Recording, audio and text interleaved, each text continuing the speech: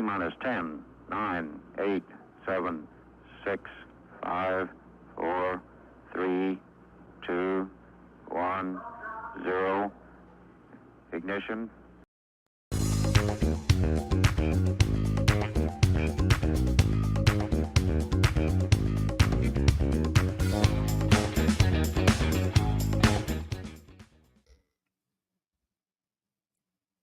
Hello and welcome to AWS Made Easy, episode 112. Now, this is the show where we answer AWS questions, give you cost optimization tips and tricks, and interview AWS guests.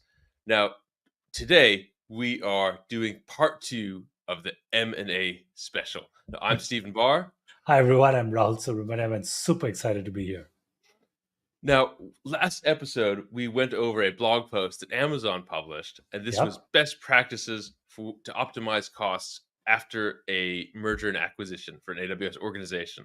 So to set the stage, if you are one company and you're acquiring or merging with another company, you're going to be combining everything, including AWS accounts.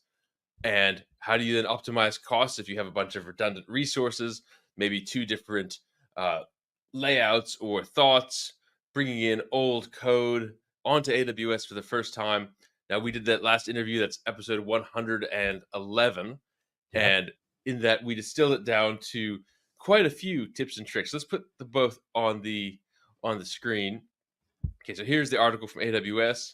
We ended up talking for more than an hour. I thought this was going to be a 10 or 15-minute segment. Yeah, that's what we thought when we started, that, hey, this is going to be a 10-minute segment. But as we were going through this, it tugged at so many different learnings that we've had over the last 15 years of doing M&A, that it just made sense to talk about them and share them. And you've been doing a great job of taking all the notes and compiling it. And you also did a blog post, right, Stephen? Yes. So here it is. I'll put this on the screen here. Is 18 essential cost-saving tips. And then stay on the lookout for part 2, which is going to be N more cost-saving tips from a CTO. But here we go. We distilled them down. Don't be rigid, be adaptable, get into AWS as quickly as possible, have a deadline, org-wide tag policy, the MAPS program, the VM landing zones. That way, when you move all of your VMs right away, just put them in one place without changing anything initially, and then you have a place where they live in AWS. Don't overcomplicate chargeback. You can assess existing RIs and prefer CRIs. Look into a conservative compute savings plan. Put in monitoring in the first 90 days, do a full teardown, assume your documentation is incomplete and out of date. That's a really good one, especially a company that just got acquired. Maybe they didn't have time to keep everything up to date. I mean, that happens to everybody. Let's see. Yeah. Don't worry about capacity reservations. Don't differentiate cost, which is what you pay AWS, and billing, or pricing, which is business units internally. Aim to reduce costs by 50%. Swap in managed services, size those managed services properly, load balancers and RDS for decoupling, RDS proxy for decoupling, and finally evaluate the AWS Graviton as you move to RDS. Yeah, if I were to summarize all of it, I'd basically say something as simple as think of your entire migration in 2 phases. The first one is lift and shift, replicate everything and make sure everything works as you move them into AWS. That's your first part, and give it a 90-day deadline. The second phase is what we'll call the optimize phase. Don't mix up those two. Have a clear demarcation of where you lift and shift and get stuff moved. And keep things super simple in that phase. Just remember, during the first phase, your only goal is to make sure you're able to replicate and get the service up and running without breakages, without outages, and make sure you have all the components, all the pieces that you thought you acquired, you're able to replicate that deployment in AWS. That is literally the most important thing that you can keep your focus on. And just assume that everything that could go wrong will go wrong, because people will leave, documentation will be incomplete, and you will discover stuff you never knew needed to be discovered. So there's a ton of chaos that happens in the first 90 days. Just get done with it. And then you can spend a bunch of time optimizing that setup. Don't prematurely optimize. And it seems like straightforward advice, but then the engineer in you comes out and says, while I'm got this code open, I might as well start fixing. This would be much better in Rust. Maybe I should rewrite this in Rust. And the front end could use a little bit of. No, don't do it, right? Because you Correct. need to be able to know. You want to reproduce if it had a bug before the migration. You want the same bug after the migration, and then you Correct. can fix it. But you There is want a to know discipline what's to it. caused. Yeah, what's caused by the environment, what's caused by the code, and what could possibly be caused by the new environment. Maybe there's a static IP address baked into a binary somewhere, and you have to track that down and figure out how you're going to handle that. Absolutely. So, yeah, I mean, there's just so many insights. Check out the last episode for more details as we discuss those specifics. What are we discussing today? We're going to continue with the blog post, right? Okay, so we, in that 1 hour discussion, got to about, let's see, we talked about Compute Optimizer, but then Right. the next part of the article was develop a consolidated data archiving and storage strategy. Yeah. So this is talking about storage usage over both organizations. This is really interesting. We talked about consolidating in the context of RDS. So if you have, it's much more cost efficient to have one large RDS instance than having a bunch of micros and smalls and nanos all floating around hosting their own infrequently used schemas. You can aggregate that onto one big RDS instance. This is consolidated data archiving and storage. So let's jump into this. Let's read what they're saying, and then Rahul, let's learn more of what you've seen in practice for how this actually works and what to do, best practices. Yeah. Great. So you want to talk about the S3 storage lens? Yes. So S3 storage lens. So let's see. It first starts out as identify opportunities for cost savings, develop data archiving and storage strategy to manage data retention and compliance requirements after the integration. The storage lens is org-wide visibility into object usage, activity trends, and gives you recommendations for optimizing costs and data protection best practices. So this is single pane of glass usage with S3. So, Raul, I don't want to jump ahead here, but I think with S3, one optimization that we do always recommend, S3 intelligent tiering. Now, is that you're probably going to find a lot of unoptimized buckets in your S3 organization, a lot of S3 standard with an object sitting there that hasn't been touched in years. That could go down to Glacier instant access. Correct. So I think the 90-day window is actually a great opportunity. The first window where you're actually trying to get everything working. That's a great opportunity. So on day one, turn on your buckets with S3 intelligent tiering. The only difference that I would say between steady state and during an M&A is that during an M&A, it might actually be fine to go all the way up to Glacier storage for a bunch of stuff that you've never touched at all. Okay, particularly logs, particularly, documents and stuff like that, which, yes, they are all important and critical and necessary to be archived. But if no one claims use of it in the first 90 days, then I think you could go ahead and deep archive it, put it in S3 Glacier. It's the cheapest storage. It is about 90% cheaper than your standard tier storage. So you want to do that for any documents, any objects that are not, regularly touched. One caveat to that is make sure that you are not moving a ton of tiny files into Deep Glacier. If you have a whole bunch of very small files, just zip them all up into one large archive and then move it into Glacier. Yes, because that is, you pay a per object, right? There's pricing per object. So you don't want a bunch of favicons, your favicon collection that you've accumulated over thousands of years. That is kind of a worst case example. When you're talking about this, I was thinking about, our personal strategy for keeping my office clean. Now, everyone knows it's always a struggle for me. And so one algorithm that you can use is, okay, if you haven't touched it in 90 days, go stick it in the garage. If it sits in the garage for another year, you don't touch it. All right, time for donating it, get rid of it, Facebook Marketplace, whatever it is. And S3 intelligent tiering is kind of the same thing, right? If no one touches it, do you really need it? Stick it in the garage for a while just in case. Maybe there's a Correct. compliance requirement. Eventually, you deep glacier just in case. But then, Correct. yeah, eventually. And just the thing that I was also mentioning, just a clarification, I believe the reason why I'm recommending not doing small files is that each object is charged in chunks of, I think it was 4K, 4 kilobytes of data. And so if you have very tiny files of a few bytes or less than a KB, then you run into the issue of being charged 4 KB irrespective. So your bill might actually end up being 4 times as much as what you're paying right now or what you should be paying, just because you have a whole lot of very, very tiny objects that are being moved around all the time while moving to the next tier.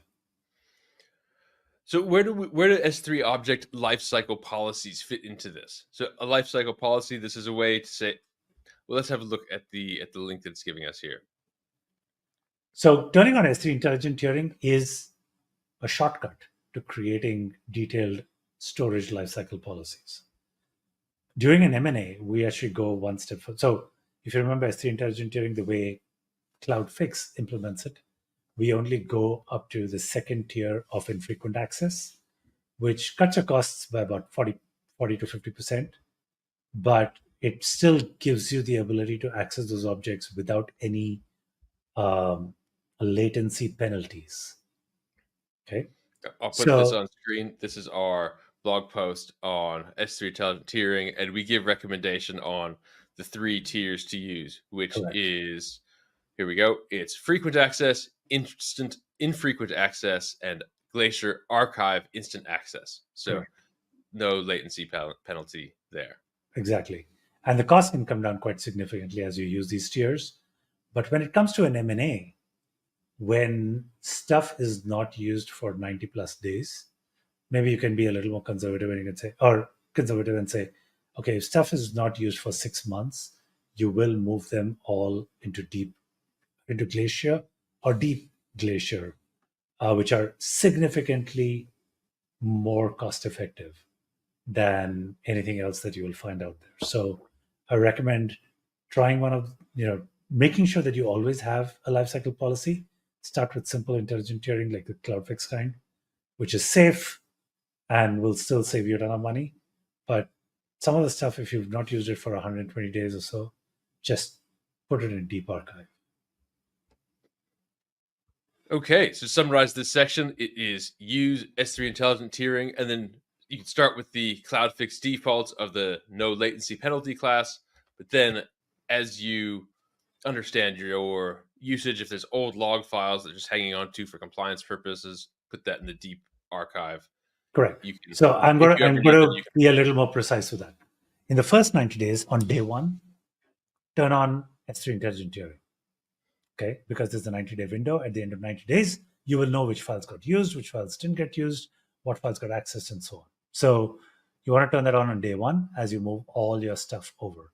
Make sure that the buckets where you're going to move all the data have a lifecycle policy in place so that you can determine at the end of the 90-day period which objects got touched, didn't get touched, and you've made decisions about what can be archived. In the second period, you can get a little more aggressive with how much you archive and what you archive.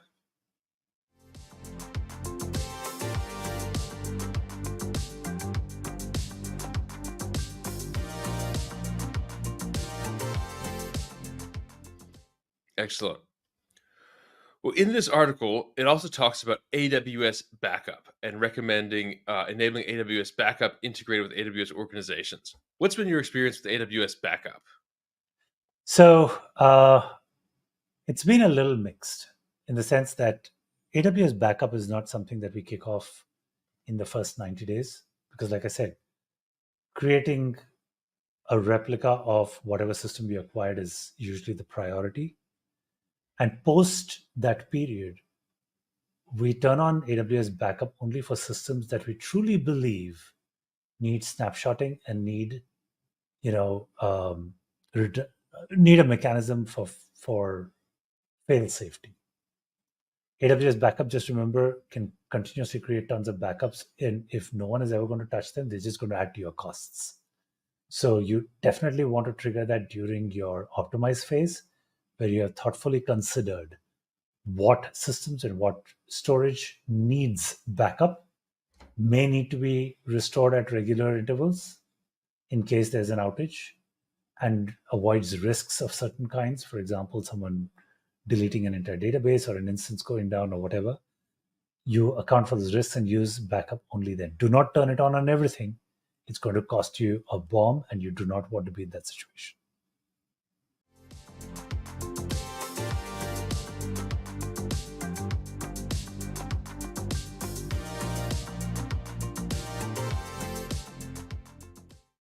Okay, so you can use backup, but it's not a priority, and do not just turn it on blanket on everything, because you're going to be backing up things that don't need to be backed up. Correct. Oh, there is one other aspect, and again, this one is interesting. Any instances, storage volumes, etc., where we find that there are no claimants, so we basically put out a claims notice to everybody saying, hey, this resource is here. If you want to keep it alive, please let us know within 90 days. And if no claimants exist for resources, we immediately back it up and shut it all down. That's a really good. Okay, so is this a memo? Is this an email that you send to everybody? How do you implement this? The notification goes out via email, of course, but we have all the resources that basically show up in an internal system that catalogs it, and you can use a dump of cur, you can use an Athena query, you can use a quicksort dashboard, you can use any mechanism you want to capture this stuff. At the end of the day, you want a tag. You want a tag against a resource that says this has to be kept alive. If the tag is not there at the 90-day period, it will be backed up and the resource will be shut down. Excellent. Okay, so within that 90 days, you tag everything that you say, okay, we've figured out this is critical. Yes. We want to maintain this. And then if there is some EC2 instance, because it's possible that some EC2 instance is running some critical undocumented service, so you don't want to lose it. Yes. But you want to make sure, okay, at that 90-day window, you shut off everything. Maybe something, hopefully you've accounted for everything, but it's possible you miss something, and then you at least have the backup. You can bring an instance back up and see if it fixes it, and then you know, okay, you missed some service.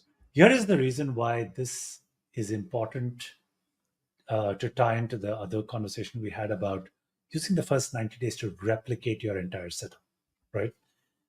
During the replication, you will find claims for all the new instances and all the new resources, and anything that you copied from and so on. So you will, for the vast majority of your resources, you will need, if you're replicating it correctly, you will need to tag and make sure that you've claimed all the right resources. However, there are going to be services that no one understands, but somebody will tell you, this needs to be alive if things are to work. And sometimes there have been at least 2 instances where I remember very distinctly somebody said, if this machine is not up, everything else will fail. We just don't know what is there because no one has touched this for 5 years. And the shocking thing was that there was no connection ever made to the instance. There was no, connections going out of there, other than, the usual pings of updates and stuff like that. There didn't seem to be any system really using that, resource. And so after about 6 months of keeping it around, and it was a pretty beastie machine, we said, why don't we just try shutting it off for a week and see what happens? And lo and behold, nothing happened. It was just kept alive because there was some, I wouldn't call it urban myth, but there was just some, some notion that if that machine went down, nothing else would continue to work.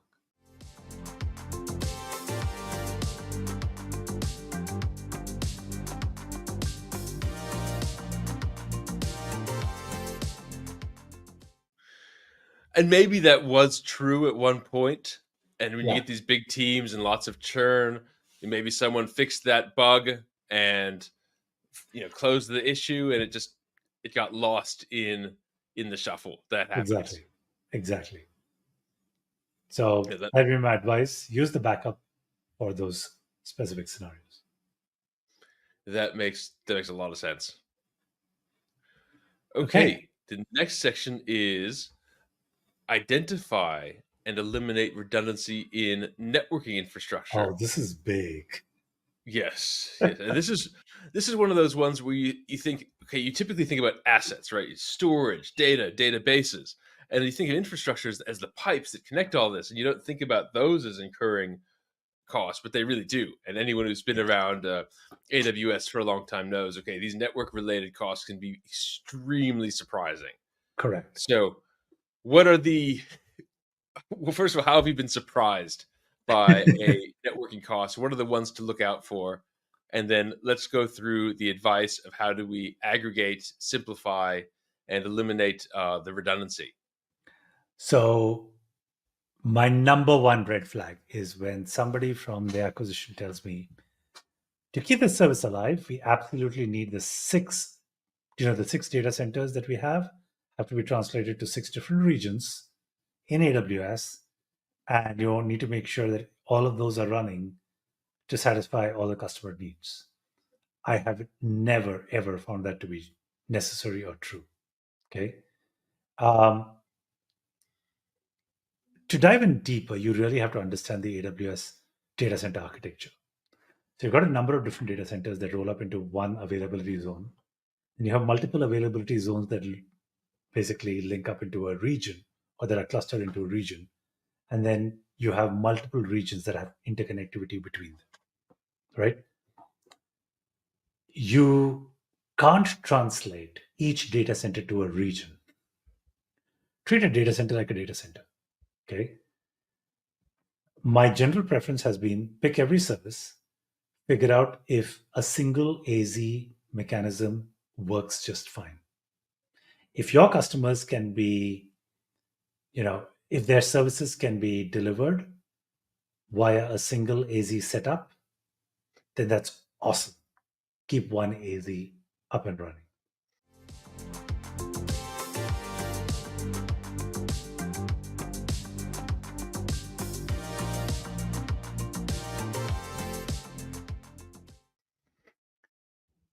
Now, we actually talk about AZs. I'm going to share this tab here. This is our RDS multi-AZ deployment finder fixer. And we found this to be such an issue because having that level of redundancy, it sounds very appealing. But often an AZ is extremely reliable. And AZ is at least 3 different data centers, by the way. They're already 3 different buildings. Okay. So doing multi-AZ for a lot of stuff just doesn't apply for everything. There are some cases where it applies, but I think the vast majority of services that you offer can operate in a single AZ and you'll have great availability. Now, in this blog, sorry, go ahead. No, go ahead. In this blog post, we talk about how to find the multi-AZ, how to change to single AZ deployments, and it's at least 50% cost savings, right? Because you're eliminating an extra copy of the infrastructure, plus all the traffic between them. You're also eliminating that. And Rahul, like you were saying, an AZ is already 3 buildings at least. It's not one building with one wire coming out the back that someone could accidentally run over. It's already redundant. So unless you need that extra 0.01%, you probably don't need it. Correct. Now, that said, there is a case to be made that, okay, what if, for regulatory reasons or whatever, you need to bring back up a system in a different AZ, an AZ just, or whatever really weird reason just, doesn't work. Then instead of having a redundant active setup, try and figure out if you can create a setup where if you detect that an AZ is down, you can bring back another version of the system in another AZ in a short order of time. That makes a lot of sense. So rather than having them always on, you just have one ready. And you'd be surprised how many times always on just fails every single time, because the always on redundancy is almost never exercised. So you're just paying tons of money for a scenario that you've never exercised. And also a side effect of never exercising that always on setup is that you just never tested if the failover actually works beautifully or not over a period of time. The Now with question that I RDS, asked a lot of acquisitions is, okay, you've got this, full live backup on, okay, in a completely different region or a completely different AZ. Why don't we just go and shut off your primary AZ or a primary region right now? And I've never heard an engineer say, no, that's a great idea. Let's just try it out right now. They'll give me 10 excuses as to why that would be super risky to do and it could hurt the business. But then isn't that the whole point of creating an entire live backup or an entire live failover? But even though they all have failovers, no one ever, readily says, okay, you just said that. Why don't we just shut it all off and see what happens? so they've been paying more than at least twice the cost for this whole redundant set of infrastructure and still have no confidence in its ability to actually handle a failover. Correct. You'd be shocked. I mean, this is a simple litmus test of it. Ask the chief engineer to just shut off the entire region right now. Not tomorrow, not during the planned maintenance window, but right now. If there's hesitation, you know that you're overpaying for it. Yeah. Okay. So that's where that's a great litmus test. So to say, okay, well, let's do it. Let's try it. Yeah, exactly. And so most organizations that at least we've encountered during acquisitions, they've never ever agreed to say, hey, we'll just shut everything down. So in that case, we just shut down all the backups or all the redundancies that have been set up across regions and availability zones. And all we do is keep the primary on. We do have backups where we say, okay, if the entire AZ goes down, we have a mechanism to bring back another version of it in another AZ and bring back services within either minutes or hours or whatever the SLA permits us to operate within. Now, for services like RDS, would RDS proxy, would that be a good use of that? If you could RDS proxy point to a different replica in a different AZ? Yes, you can actually put any number of endpoints in that kind of a mechanism. And you can bring up a replica in a different AZ. You can have a read replica in a cluster, show up in another AZ, and be attached to the cluster and just operate the same way. Okay. So to summarize this section, look for multi-AZ redundancies or I'd actually like to perceived do this top redundancies. down, Stephen. Why don't Okay. we do this top down? Number one is, if you have inter-region communication, that should be your number one red flag. Eliminate as much inter-region communication as possible.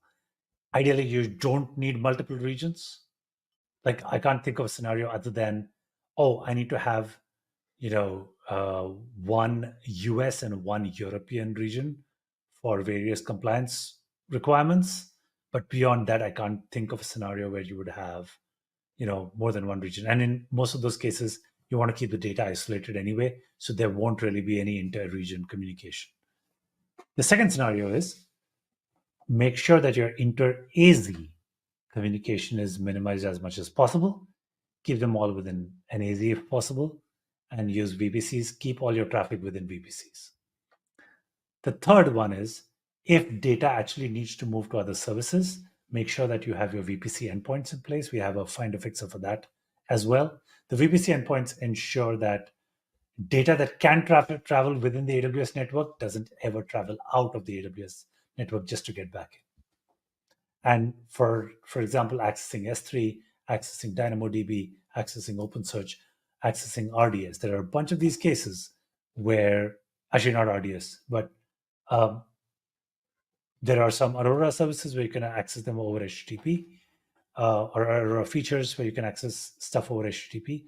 Whenever you do that, by default, your traffic is actually going over the internet, and it's going to get you charged twice as much, just because both outgoing and incoming in those scenarios will get charged one way or the other, or one through the NAT gateway and one coming in on the internet gateway. So you don't want to do that. You want to make sure you have VPC endpoints so that all the communication is internal and free.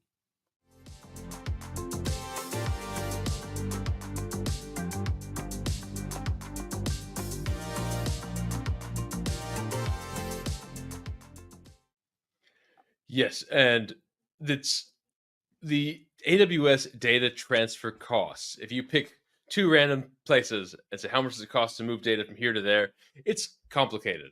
And if you want to get some entertaining rants about that, you can follow our friend Corey. Yes, it's expensive. It can be surprisingly expensive, like differing orders of magnitude, depending Correct. on what services you pass through, depending on inter-AZ or inter-region. So yes, that's a great idea. Be aware of that and try and simplify it down as much as possible. Absolutely. Are there particular, looking at this one, consolidating private link, transit gateway? What are any particulars about those services? So private link makes sense when you are running on certain workloads that need to marry both the AWS setup or your VPCs as well as your data centers. And that's definitely very useful in those scenarios. You need to really understand what kind of transfers are happening over there because it's pricey, it's not very cheap. Transit gateways. This one is actually very interesting. Transit gateways are really useful when you have a whole lot of different VPCs. Okay. One of the very interesting things about VPCs is that VPCs are not transitive. What that means is if you have VPC A connected to VPC B and you have VPC B connected to VPC C, you still can't move traffic from A to C via VPC B. You have to have a separate route between VPC A and C. Now remember that VPC routing tables can have no more than 100 entries. So when you have hundreds of VPCs within your setup and they all need to talk to each other, you're going to run into the n square problem where every VPC has to talk to every other VPC. And when you have that situation, you don't have enough routing tables to support that scenario. So, when I was studying math, I really loved graph theory, and one of them was this concept of a complete graph. yes, And so you're saying this is what you need for VPC, a complete graph. If correct. every VPC needs to talk to every other VPC, and then so you get this. So Here you we have go. the n into n minus 1 by 2 edges, which is the number of routing table entries you need to make this all work. Yeah, that, and then this is a potential for a lot of complexity and cost. Correct. And you want to save yourself all of that trouble. Now, initially, you might realize that you have stuff in a whole lot of different VPCs. It's fine. Live with it for the first 90 days. Put in a transit gateway. Transit gateway basically acts as a intermediary router. Okay, so it sits in between all of your VPCs. You can then look at your VPC logs and your flow logs to figure out where traffic might be optimized, which VPCs can be combined together. So when you're in the optimization phase, try and bring down the number of VPCs within a network to under 10 if you possibly can.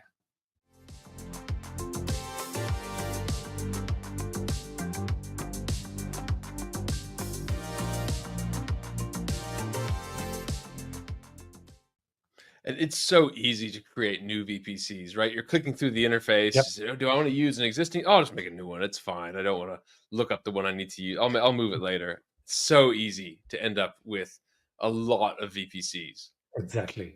And you really don't want to do that. So keep it as simple as you possibly can. Reduce the number of regions, reduce the number of VPCs, reduce the number of, VPCs that you need to have talking to each other as well. Awesome. And in this one, it refers to the AWS network optimization blog post. Now, to prevent this from becoming a 7-hour episode, I think we'll cover that in a different time. Absolutely. But I think that's a really good one to go into. This winding up this section, it's also talking about cost allocation tags. Now, we had talked about tagging strategies earlier and making sure that everything is tagged both with a keep alive tag. Ideally, you'd want an ownership tag so you know who is responsible for it. Yeah. And then cost allocation tag. We said don't overthink this in the first 90 days. Eventually, you can deal with billing and chargeback, but this is not a 90-day priority. Correct. This is much later. Don't spend too much time on this initially. Cost allocation tags for network traffic can get pretty gnarly. In general, a rule of thumb that I've applied that's worked reasonably well is the resource size, that means the compute size, whether it's an EC2 instance or whatever, the compute size is somewhat proportional to the bandwidth that is made available to you. And like I said earlier, distinguish between costs and pricing. You can decide on whatever pricing you want, and you can price it based on the size of the resources that you have. And because you will find that smaller the resource, there are throughput caps on your network bandwidth. There are all kinds of different caps on how much burst you can have, how much IO you can have. So it kind of all works out. You can take your overall network your overall network pricing, double it, triple it, quadruple it if you want, and then just divide it, in proportion of the size of the resources that people are using. Okay, that makes sense because the size of the network, the size of the resources in general, in proportionate to traffic, is a good rule of thumb. The Right? You're not gonna capabilities of the network are proportional to the size of the resources, and therefore your ability to inflict extra costs are proportional to the size of the resources that you run, and therefore it kind of supports the argument that that's kind of how you end up paying for it. So these little micro and nano instances have 1 gigabit, but these huge instances might have 50. Exactly. And so you should definitely keep someone busy with 50 gigabits of throughput. Exactly. Okay, how about we take a short break and we come back? Let's dive into the support and license costs. I think this is an interesting one. We've talked about this. We've got finder fixers for some of the aspects of support and licensing. Let's get into a detailed discussion about that right after this word from CloudFix. Some tools just find AWS cost savings and make you do all the work. Visualizing cost opportunities is great, but that's not enough. CloudFix, on the other hand, actually delivers those savings for you. And you don't need to worry because CloudFix uses AWS recommended savings techniques. It fixes, not just finds. It's the easiest way to save money on AWS. It's 100% automatic and risk-free. And the best part of all, it works non-stop. Stop overspending on AWS and click on the link to start saving now.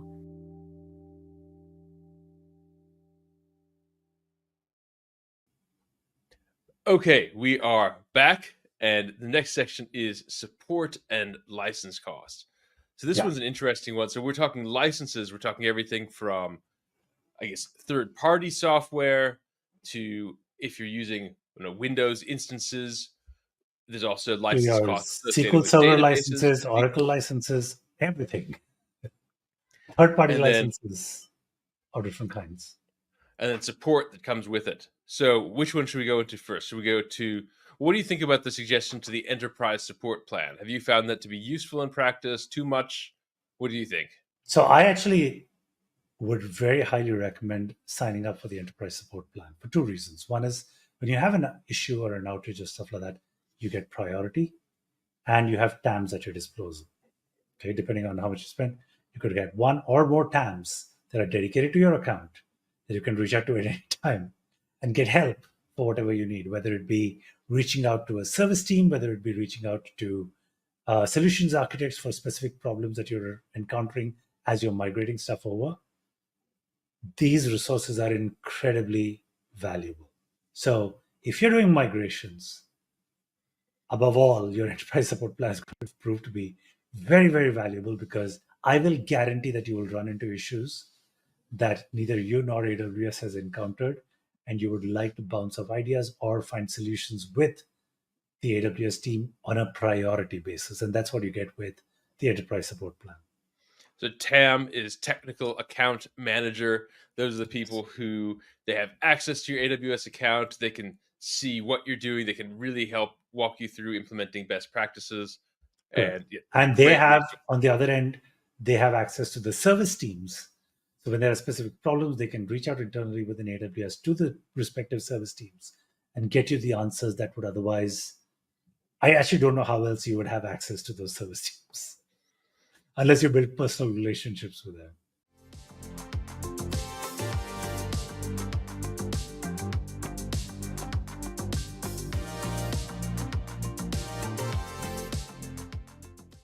Yeah, that's a really good point. So if you're using an event bridge or something, and we've had to do that with event bridge, right? We had complicated questions, Yes. and it's great way to have We've had this immediate with access. almost every service, even with RDS, with Aurora when it first came out, with EC2 teams, with you name it. We've had conversations on every service during migrations over the last few years. Yes.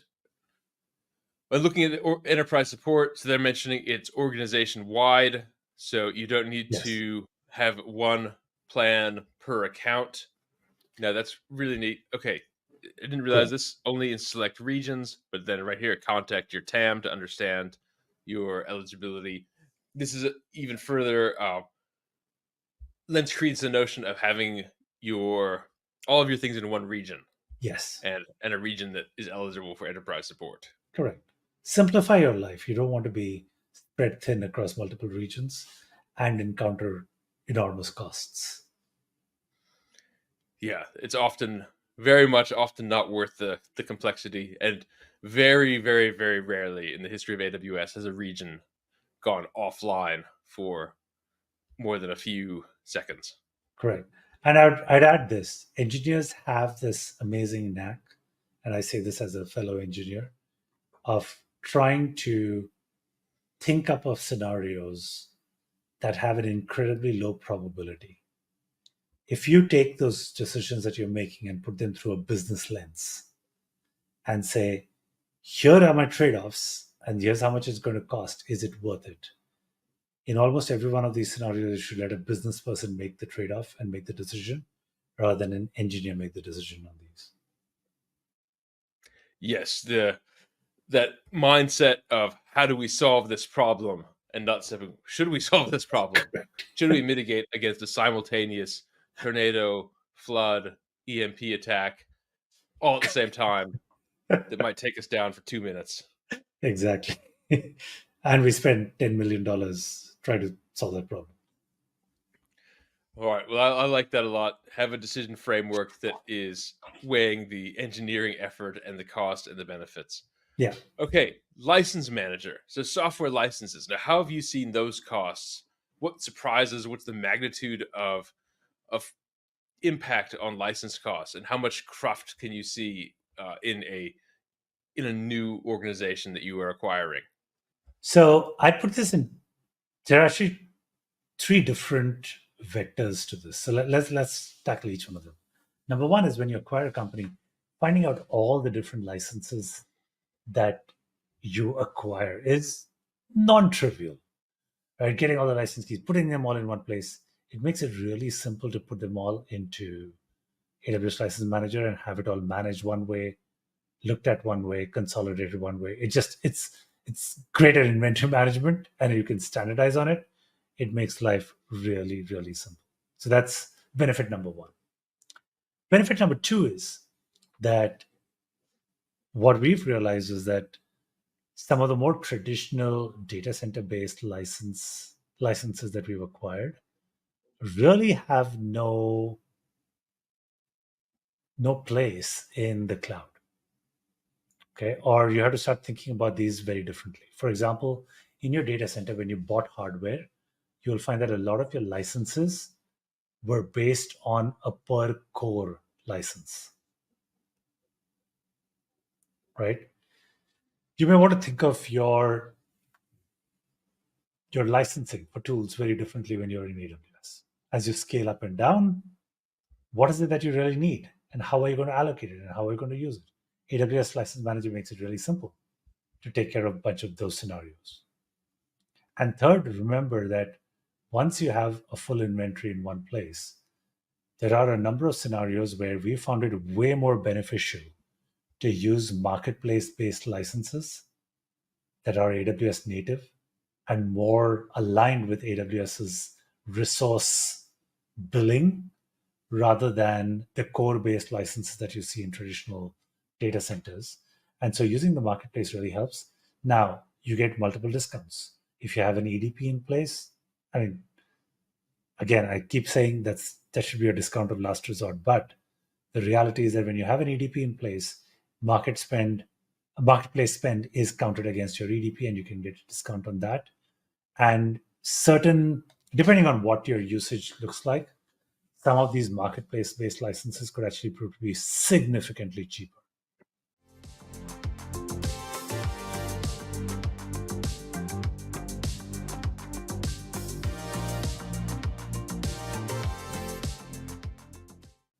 And so famous software to look out for if you have SQL Server, Windows Server, Oracle, anything from IBM or VMware, those are going to have these per core licensing agreements that you said then you want that flexibility to scale at peak times without doubling your license costs just for a 10% window of time. Correct. I mean, if you've gotten to a stage where your entire application is completely elastic in nature, then instead of owning a bunch of these old licenses, you might want to move to so that's what is called the BYOL, bring your own license scheme. You can just use the instance-based licenses. So for example, if I need a very, very large instance for just 10 minutes in a month, why would I want to bring my own license to the table? I'd much rather just use the native, license cost that might cost me, orders of magnitude less to run for 10 minutes than trying to get a license myself. But we were talking about taxes, and there was, normally I'm using Mac OS and Linux, and then there was a piece of tax software, this was a couple of years ago, that I only used on Windows. And rather than keeping a copy of Windows around and hardware and a license for it, I literally just used a Amazon workspace for the 2 hours a year that I needed to use this product. And I think it was a paid version of TurboTax, something like that. And that was a lot better.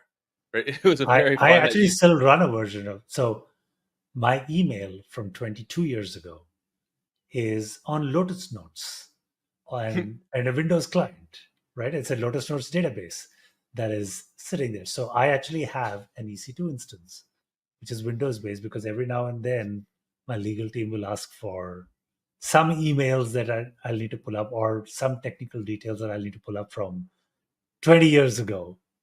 And I will start up my instance, look through my Lotus Notes database for what I'm looking for. Oh, that's funny. And then pull it out, and then, just hibernate that instance back to its original state. And you brought up a really good point about how do you even know which licenses you need. There's another example. One time I inherited this website. It was a WordPress website, and everything's going along fine. Now, I'm not a front-end developer. And then one day I log into the WordPress console, and it says, oh, your license for this, it was Elementor Pro, has expired. And you need to pay $99 for the next year in order to keep all the widgets working. And I don't know if I need Elementor Pro. This was not on my radar.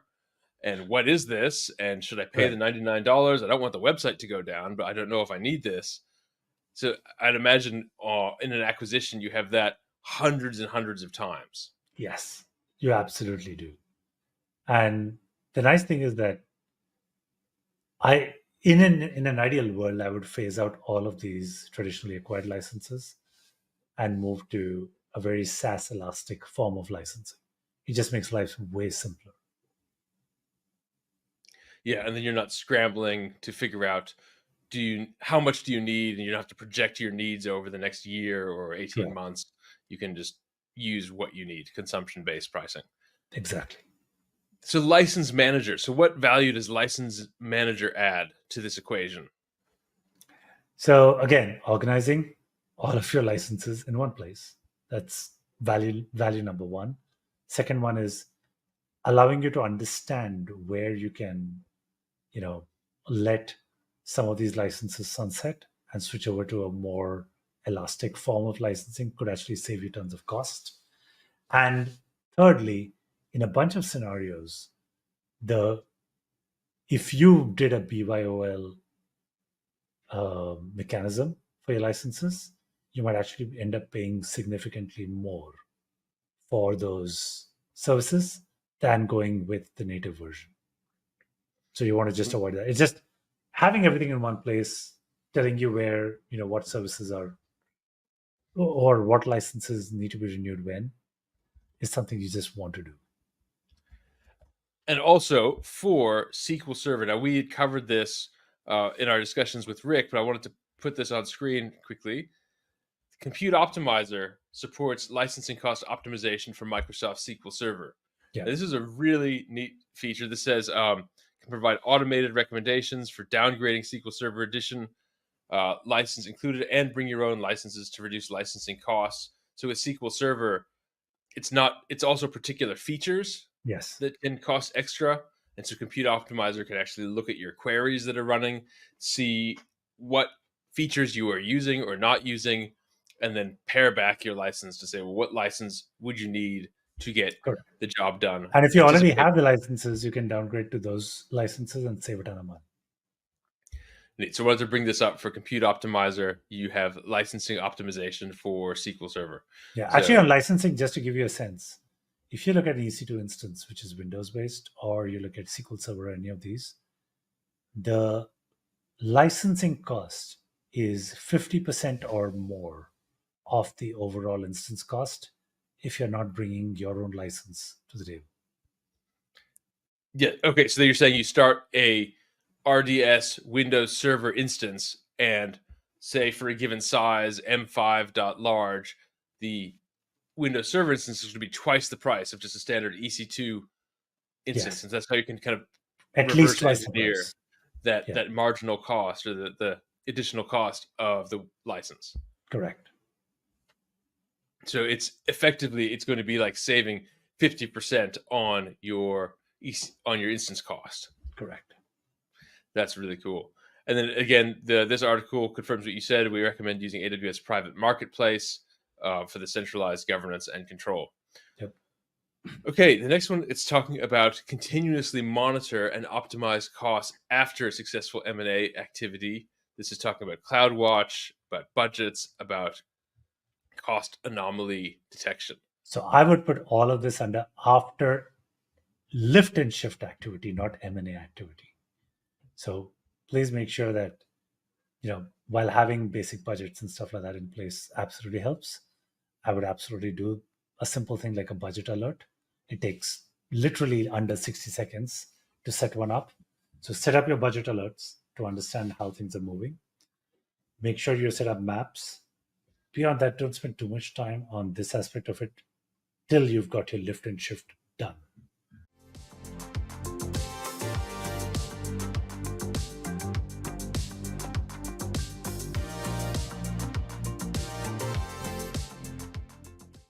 Please understand that in the first 90 days, your cost per day is going to vary dramatically depending on what you're doing. If you're transferring a ton of data one particular day, your network costs are going to shoot up. The next day it'll be zero. If you are, trying to stand up a particular service, you may try 15 different experiments in one day and shoot up your cost for that one day, but the next day it'll all be zero.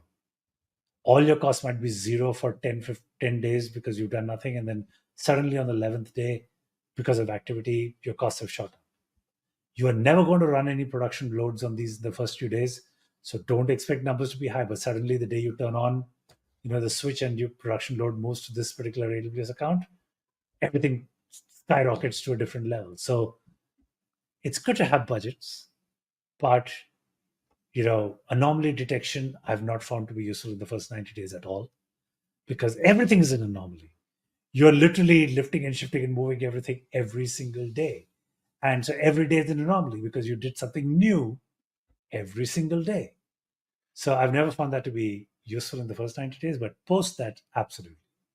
And you don't want to give yourself alert fatigue, right? You want to respond to the anomalies when they arise. And so if you set up this anomaly detection too early, you're going to hit the anomaly snooze button.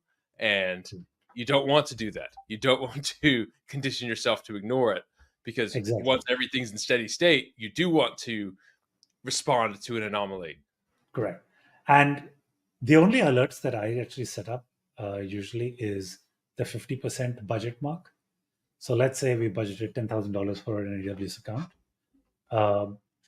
We set an alert for $5,000. And if the time when that triggers seems reasonable, great. If it seems unreasonable, like if we had set up a budget of $10,000 for the month and we hit $5,000 in the first 3 days, Yeah. that something is not right. So you want to Yeah. go dive into it and figure out. Sometimes we find that, the team made a mistake and they left a service on without caring about it, and it just shot up the cost like crazy. But then you're cognizant about what brought about that change. You then decide, So ideally, I understand day what it is, and I'll not do this. Yeah. So ideally, you get it day 15, day 16. If it's day 13, you're okay. That's a little bit different than we expected. Don't want that on day 2. Exactly. Okay, so summarizing this section, would you say it's not to jump into this too quickly? Get an idea of ballpark about budgets, 50%, but don't set up anomaly detection right away because there's going to be so much change in that first 90 days. Do this afterwards. Exactly. Say about auto scaling. Again, auto scaling comes in the optimize phase, not before that. I really like that. That gives a lot of clarity to what you should be working on and when. Yeah. And that's often the biggest question is, what do I do and when? There's, in these type of operations, there's so many things that can feel productive. Yes. Right. And that's how people get sucked into the big rewrite. Right. You see this code going by. This would be so much better in Rust. I could take a day and all of a sudden you've blown a month. Exactly. So don't get sucked in. Deal with this after you've totally lifted, shifted, rebuilt, understood all the moving parts. Then you can start dealing with auto scaling. Exactly. Okay, documenting. Document the cost management processes, procedures, and lessons learned throughout the merger or acquisition to capture institutional knowledge and facilitate knowledge transfer to the integrated organization. That's a pretty dense sentence. How do you deal with knowledge transfer? You said part of it was just capturing as much knowledge quickly because people tend to disperse. Things are lost. Things get deleted. So how do you deal with knowledge transfer, knowledge capture? Do you try to get the documentation up to date? Do you start fresh? How do you document the build processes? What are your thoughts on that? Okay, so I think this one specifically talks about the cost management process. We don't pay any heed to that upfront because we're going to discover a new process in AWS, usually when this happens. And like I said, in the first 90 days, our only priority is to document how to get the app up and running in AWS without outages and failures and everything else, and making sure that we're actually able to run it from scratch anytime we want. The only kind of documentation we rely on during that phase is IAC. Everything has to be repeatable. Everything has to be, consistent, and therefore we use infrastructure as code. Some cases it's CDK, some cases it's Terraform, some cases it's SAM, whatever the tool of choice, doesn't matter. But encoding it in code so that any CI/CD pipeline that you set up can deploy your apps consistently, time and time again. We go through a process where we actually solve a few bugs and we deploy an entire release. So till that release is done, we don't call it done. Okay. And we make sure that the release has gone out successfully, customers like it. That is our process of making sure that everything works.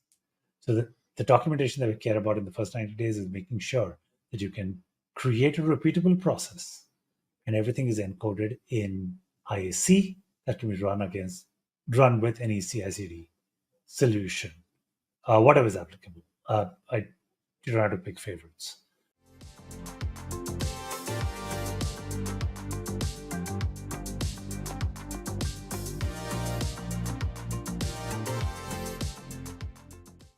So that is the only thing that really matters from a cost management standpoint. From a deployment standpoint.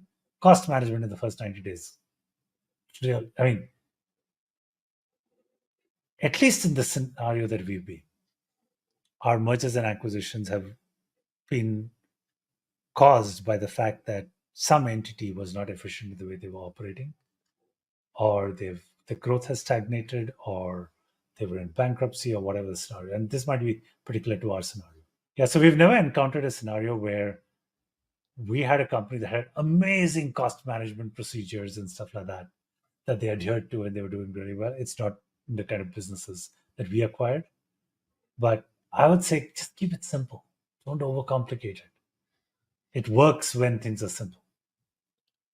Well, one of the last sentence of this paragraph, it was talking about fostering a culture of cost awareness, and even thinking about the talks at FinOps X.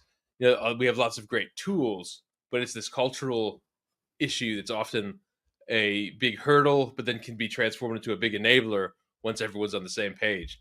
So how do you see that part of it? How do you get everyone on board in terms of being cost aware? The one thing that I'll tell you is when you give any individual multiple targets, any individual will find it really hard to do well on all the vectors, particularly when the vectors are trading off with each other. Okay, you can't say, "Hey, I'm building I'm fostering a culture of cost awareness and stuff like that," and then literally the next moment tell the team, "At any cost, I want this feature to be released by this weekend." And that happens all the time across organization, right? So instead of putting it this way, which I know that even in the FinOps organization, there's a big focus on building this culture of FinOps. You can set up whatever culture you want with incentives and make sure the incentives are all aligned. So one of the things that we talked about during the last episode was, I actually believe that setting up the right incentives via chargebacks, for example, gets everyone aligned and makes the trade-offs much easier. Okay.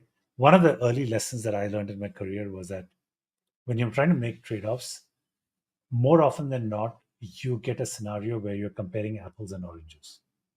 And you really don't know how to, which is better? I don't know.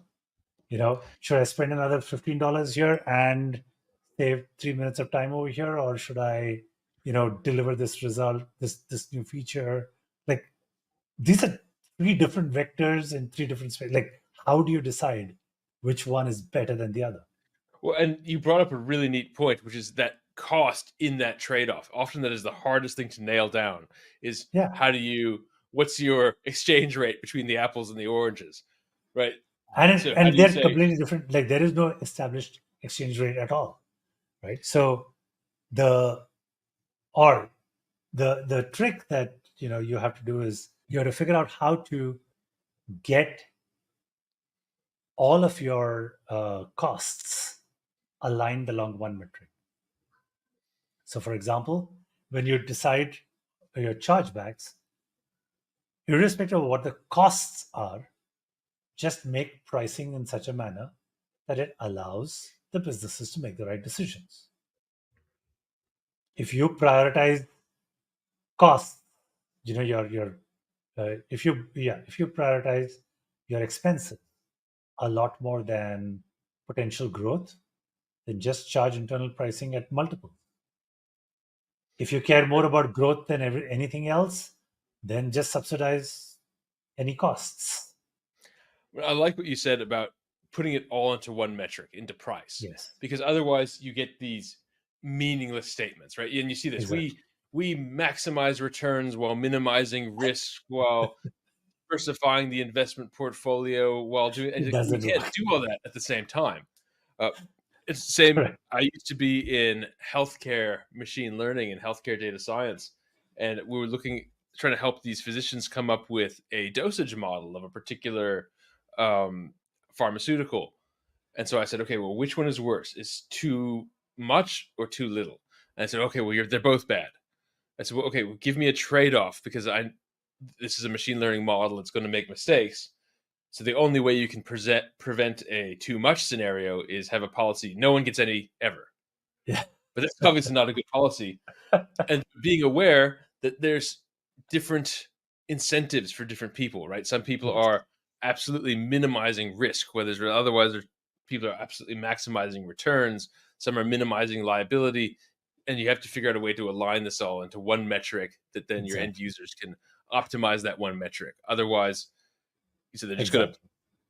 You can't optimize towards multiple objectives simultaneously. Exactly. And chargeback pricing is literally the one, it's a golden ticket to be able to, communicate that priority across the entire org. I like that. Okay, so to summarize this section on the documentation, the cost management processes and procedures, how do we summarize this in a 2-sentence way? I'd say in the first 90 days, don't care about it at all. And in the post 90-day period, once you have done the lift and shift and you're in the optimize phase, in that particular phase, use chargebacks as your mechanism to foster whatever culture you want. Mm-hmm. And so you could foster risk taking by completely subsidizing everything. And maybe you're a very well-funded startup with lots of money to burn, but you have to burn through it. I've met people in that situation where their investors were saying, run more experiments, do more in parallel. Exactly. So you just want to make sure that your incentives are aligned. I like it. Okay. It looks like the final section here is integrate the services with AWS organizations to avail volume discounts. So what is this talking about here? So finally, this actually aligns with our very first point that we were making, which is create a landing zone within your organization, make sure everything is consolidated in one place. Right? That's when you can get consolidated service usage, you can get your volume discounts, you can get your EDPs, you can get all of these amazing, capabilities, even savings plans, even trying to create piecemeal savings plans on an account by account basis is a nightmare, right? But if you look at your usage across a very large number of accounts, you will typically find that it's relatively stable. So if one account suddenly has extra usage, another account might actually be lower. So there's a stabilizing effect of having multiple accounts across your organization. And you want to do that. You want to consolidate everything into one org so that everything rolls up and is, all your discounts, all of your, your EDPs, your computer savings plans, all of them can be done in aggregate rather than individually.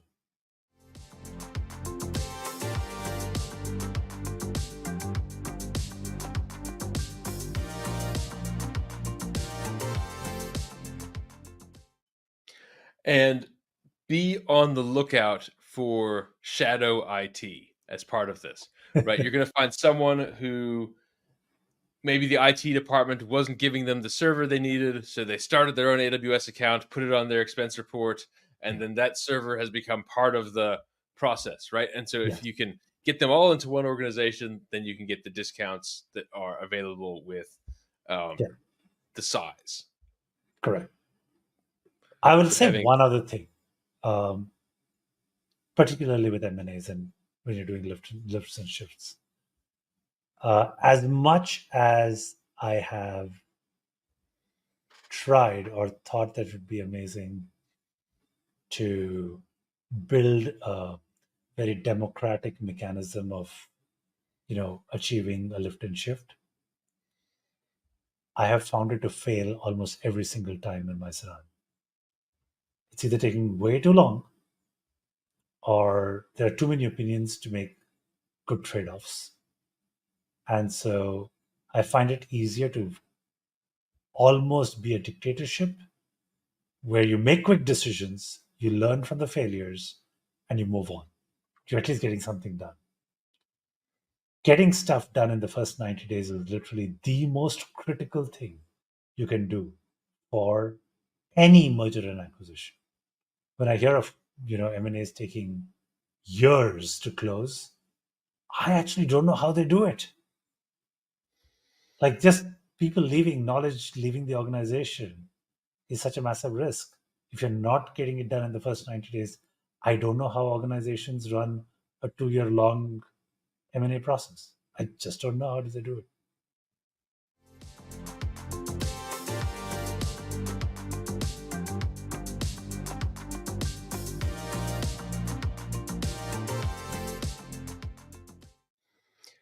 Yeah, it seems like you really need to account for that human factor of people leaving, people becoming disinterested, People become knowledge disengaged. vanishing.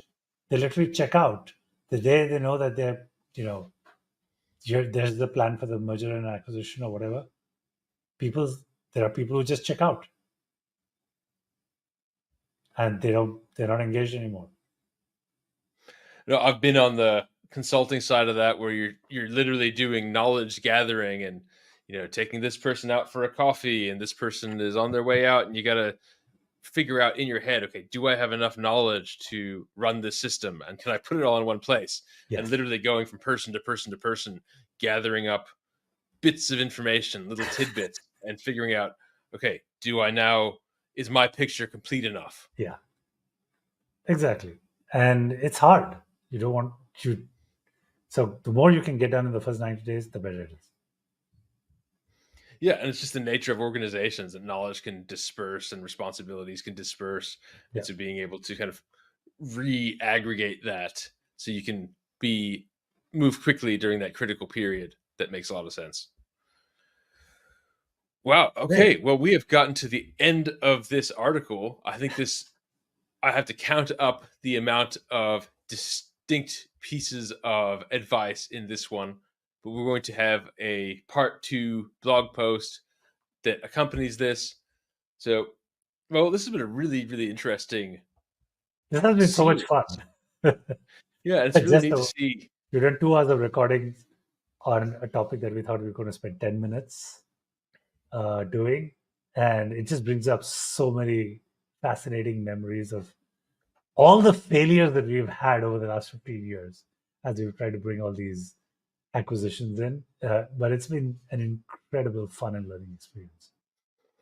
Yeah, and you'd think it's a really complicated thing to do, right? Yes. Just like marriage is complicated as an individual, right? And here you're marrying 2 organizations where there's lots of people and you have to figure out how that all works. Exactly. So, yeah, we hope to, I think these kind of best practices, we're probably going to pick up a bunch of these because we've been, working with these for years, and we'd love to shed some light on these best practices in the real world, what our experiences have been. We're trying to also bring in some guests who can share their experiences on a bunch of these best practices and topics, and hopefully you'll find that useful. Absolutely. All right, well, we will see you next time. If you have any suggestions for us, any comments, please let us know. This has been a great episode. We will see you later. Bye-bye. Thanks, everyone.